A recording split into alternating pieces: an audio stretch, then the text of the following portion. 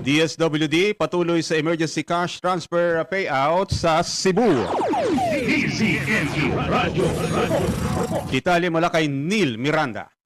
Patuloy ang malawakang emergency cash transfer o ECT payout ng Department of Social Welfare and Development o DSWD sa Talisay, Cebu para sa mga pamilyang naapektuhan ng Bagyong Tino. Ayon sa DSWD, noong Biyernes, umabot sa 17,560 na mga pamilya ang nakatanggap ng tulong pinansyal.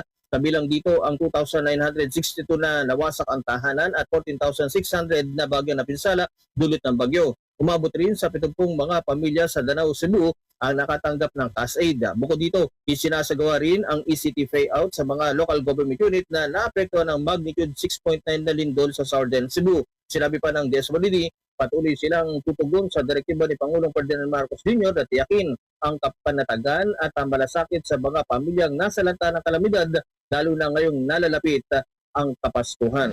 Mula sa Quezon City, ako si Neil Miranda ng DZME Radio TV.